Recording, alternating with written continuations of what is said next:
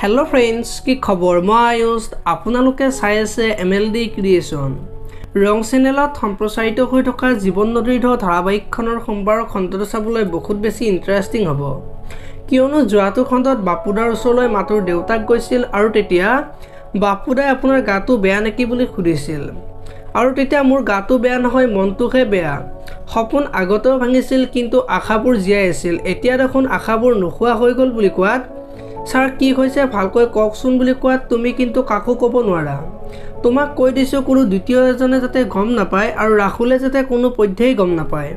তুমি মোক কথা দিয়া বুলি কৈ মাতুৰ যে এটা ডাঙৰ বেমাৰ হৈছে তাই ভিতৰি ভিতৰি মানুহজনী দুৰ্বল হৈ পৰিব আৰু মৎস্যবোৰ শুকাই যাব বুলি কৈছিল আৰু তেতিয়া বাপুদাই বাহিৰলৈ নি চিকিৎসা কৰিলে ভাল হৈ যাব নেকি বুলি কোৱা দেখিবলৈ পাইছিল আৰু আজিৰ খণ্ডটোত ভাৰ্গৱে চন্দনাক ফোন কৰিব আৰু ৰাহুল আৰু মাতুৰ যে বিয়া সেই কথাটো ক'ব আৰু মাহঁতে বহুত আশাৰে তোমালৈ ৰৈ আছে তুমি কেতিয়া আহিবা কোৱা মই তোমাক সোনকালে লৈ আহিমগৈ আৰু আমি এই কেইদিনৰ ভিতৰতে মাতুহঁতৰ ঘৰলৈ গৈ সিহঁত দুটাৰ বিয়াখনৰ কথা পাতি থৈ আহিম বুলি চন্দনাক ক'ব আৰু তেতিয়া চন্দনাই সোনকালে ঘৰলৈ আহিম বুলি ক'ব আৰু ভাৰ্গৱৰ মনটো বহুত বেছি ভাল লগা দেখিবলৈ পাব আপোনালোকে জীৱন নদীৰ ঢৌ ধাৰাবাহিকখন চাই কেনেকুৱা পায় কমেণ্ট কৰি জনাব